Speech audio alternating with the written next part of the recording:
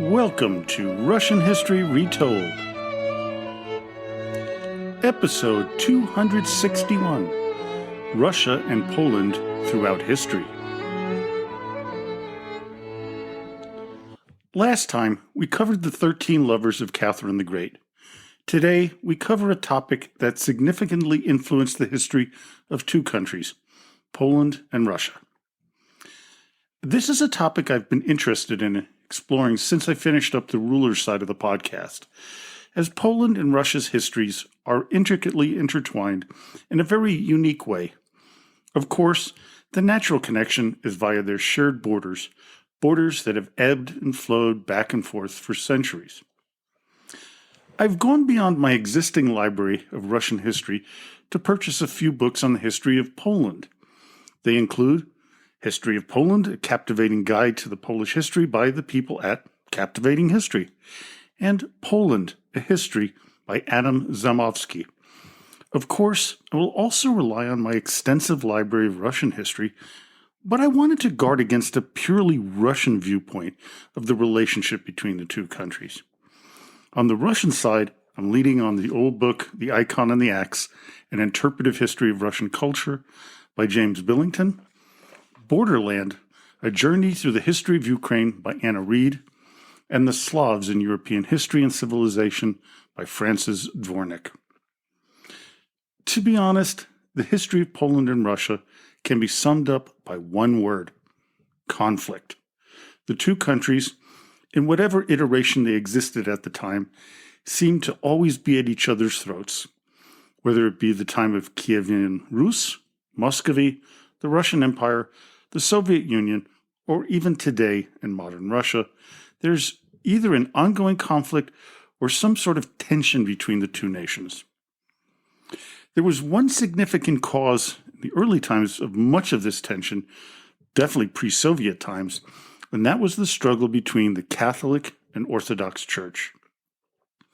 The Roman Catholics, led by the Pope, viewed Russia as a fertile ground for expansion. The Orthodox Church, for their part, views that as a threat to their claim as the third seat of Christianity after the fall of Rome and Constantinople. Poland focused on their relationship with Rome for many of the same reasons as Moscow did with Constantinople. Aside from religious differences, which led to the Schism of 1054, trade was one of the main motives. This was more of a factor for Russia than Poland, as Constantinople, for many of the early centuries of the two nations' existence, was the dominant financial center of Europe.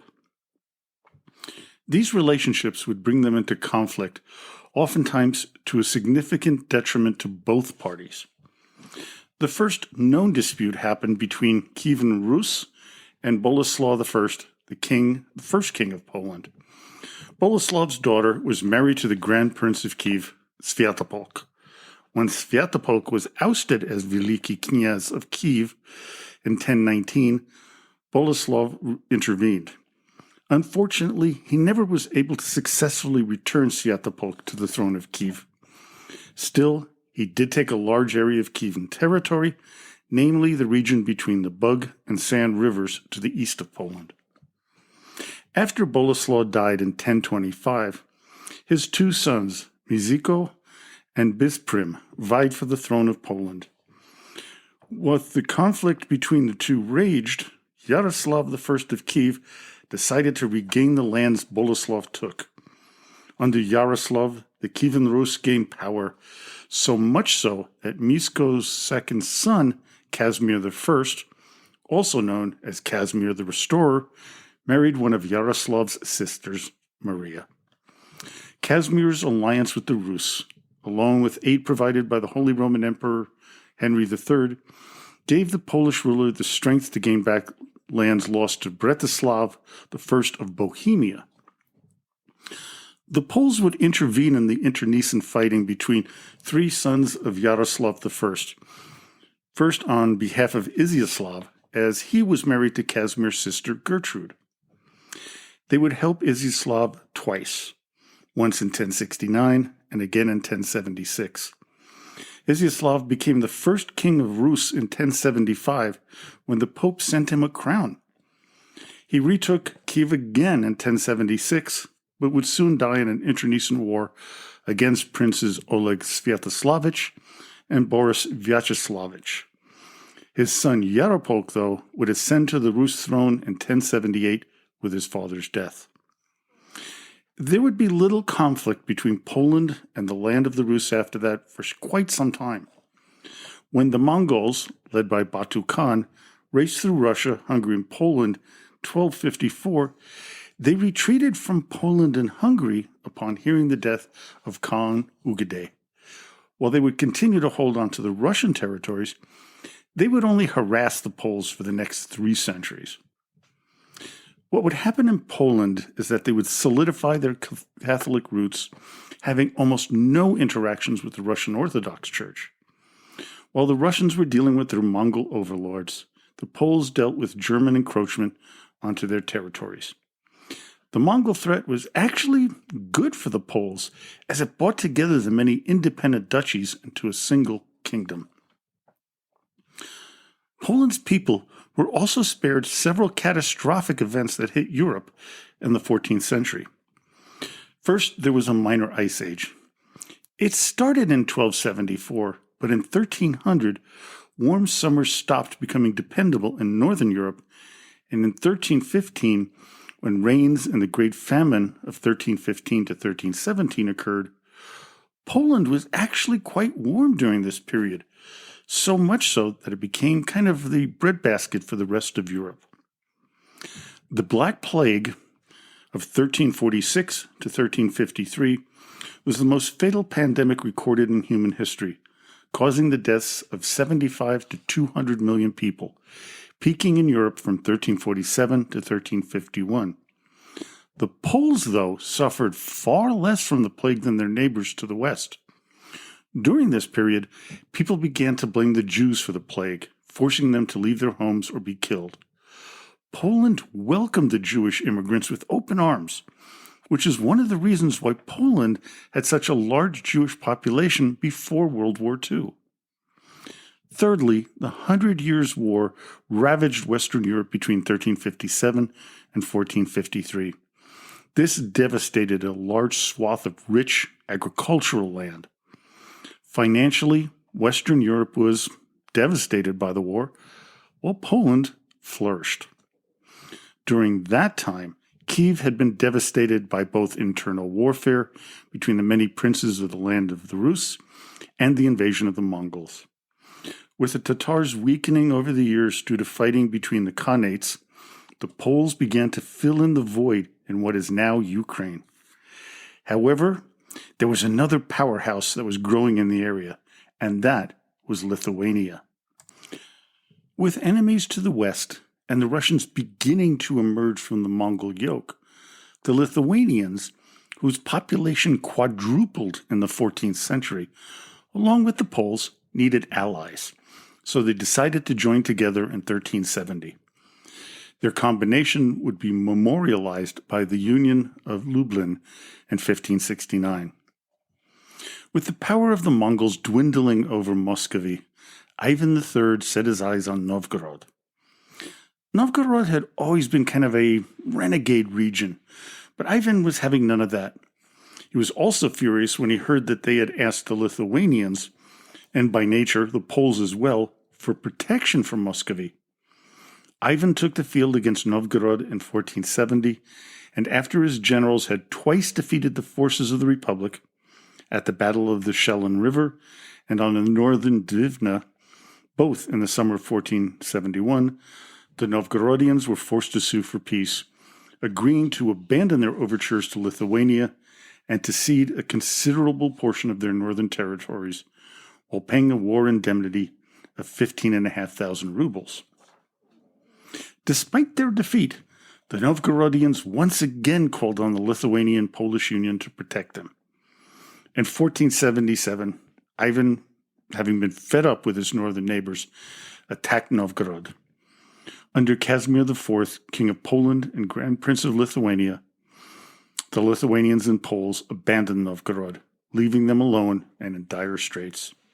They ultimately recognized Ivan's direct rule over the city and surrounding lands in a document signed and sealed by Archbishop Theophil of Novgorod on January 15, 1478. Ivan destroyed Novgorod's assembly and dispossessed Novgorod of more than 4/5 of its land, keeping half for himself and giving the other half to his allies. Other lands that had been allied in one way or another with either the Poles or the Lithuanians would be brought under the umbrella of Muscovy. The rival Republic of Pskov owed the continuance of its own political existence to the readiness with which it assisted Ivan against its ancient enemies. The other principalities were eventually absorbed by conquest, purchase, or marriage contract.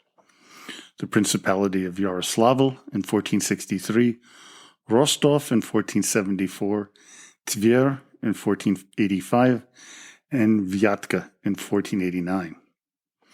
After Ivan III died in 1505, his son Vasily continued his expansionist ways. He would take advantage of the difficult position of Sigismund of Poland to capture Smolensk, the great eastern fortress of Lithuania, in 1514. This was accomplished chiefly through the aid of the rebel Lithuanian prince Mikhail Galinsky, who provided him with artillery and engineers. When Vasily died in 1533, his 3-year-old son, Ivan IV, was his successor. When he came of age, he would set his eyes on more territory, precipitating the Livonian Wars. This conflict, which ranged on between 1558 and 1583, was due to the Russian invasion of Old Livonia. This caused a prolonged series of military conflicts in which Ivan the Terrible unsuccessfully fought for control of the region of present-day Estonia and Latvia. The Tsardom of Russia faced a varying coalition of the Dano-Norwegian realm, the Kingdom of Sweden, and the Union, later Commonwealth, of the Grand Duchy of Lithuania and the Kingdom of Poland. When in 1576 Stephen Bathory became King of Poland as well as Grand Duke of Lithuania, his bold leadership turned the tide of the war with his successes between 1578 and 1581. This included the joint Swedish-Polish-Lithuanian offensive at the Battle of Wenden. That was followed by an extended campaign through Russia, culminating in a long and difficult siege of Pskov.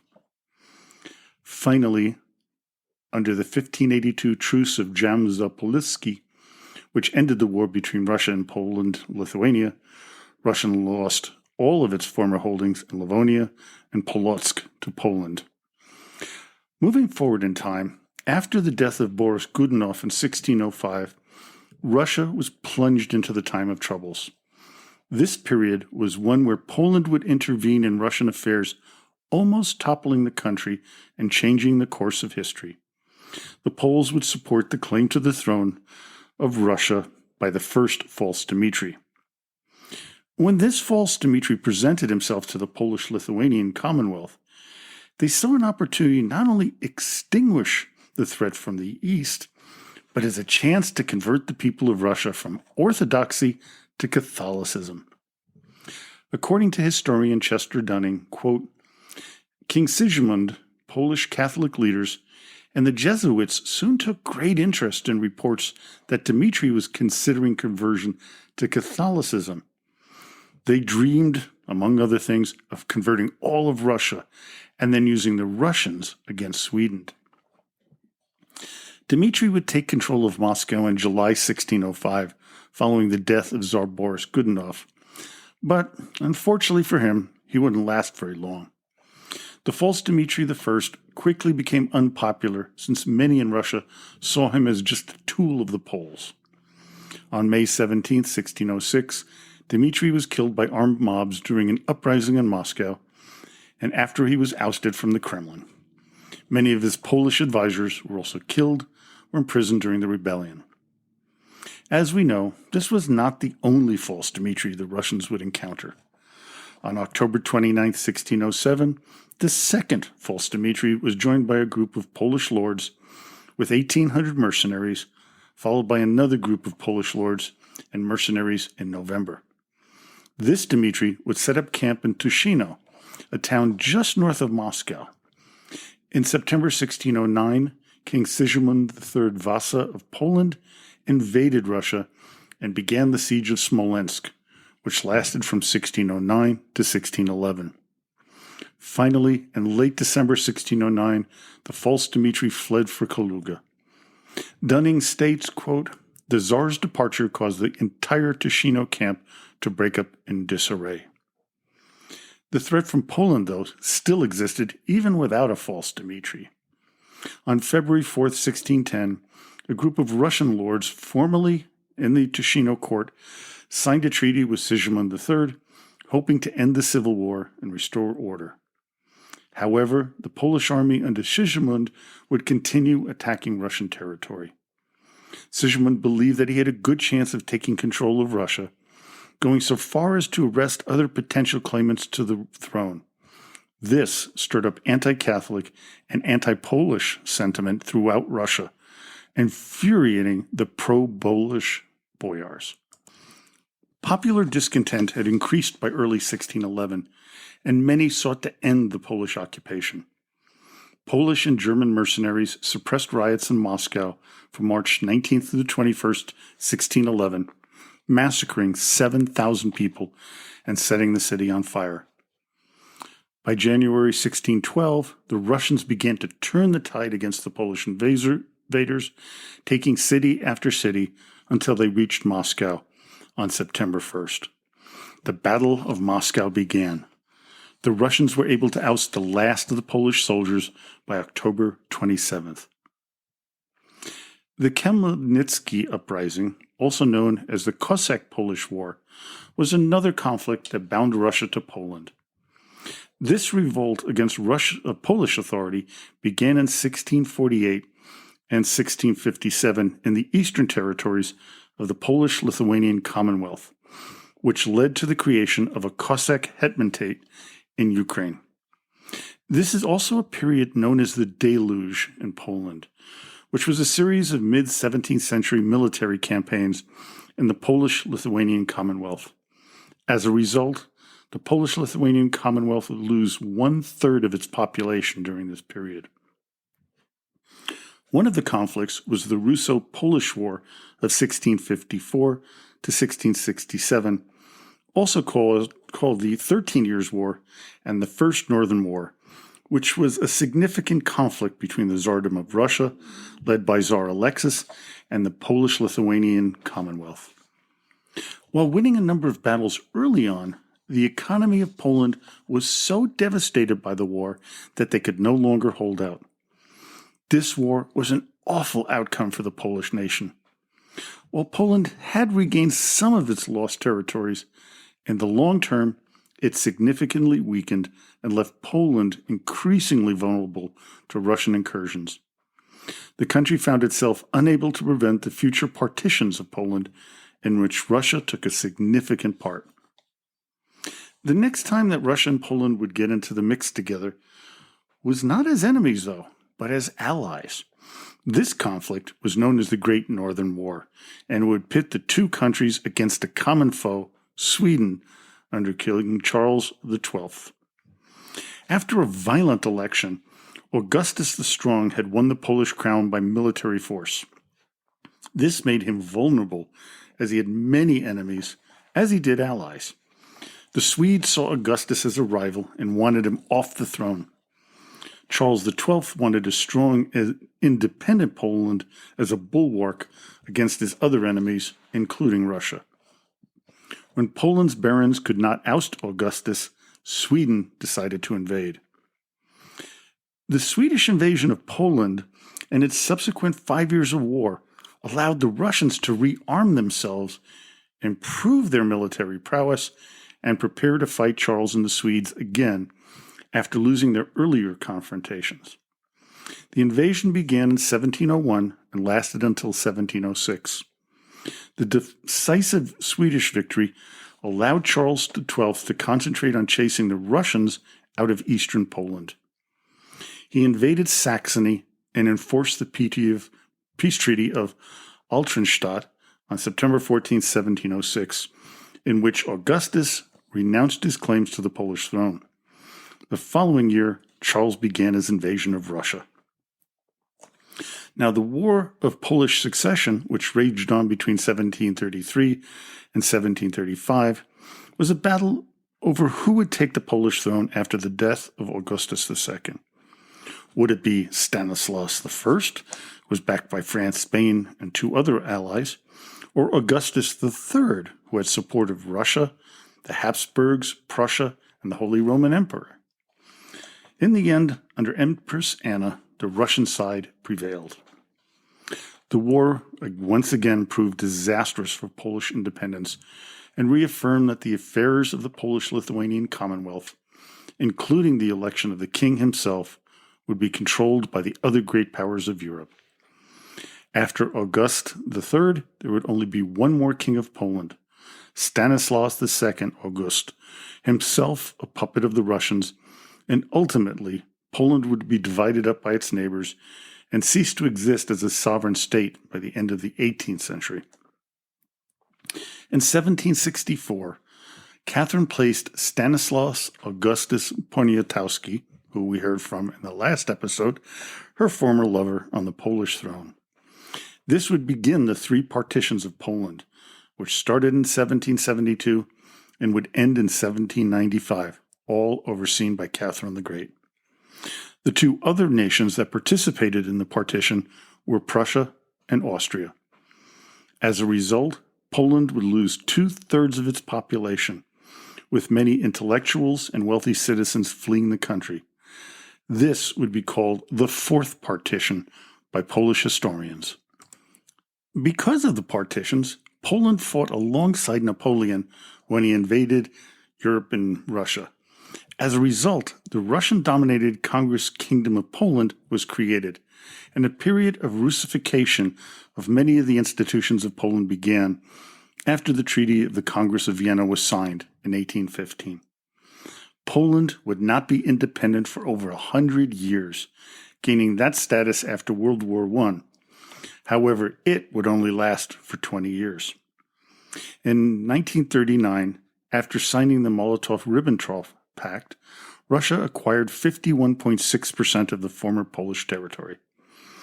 This partition of Poland was especially devastating as around 6 million Polish citizens, nearly 21.4% of Poland's population, died between 1939 and 1945, due to the occupation. Half of the people were ethnic Poles, while the other half were Jewish.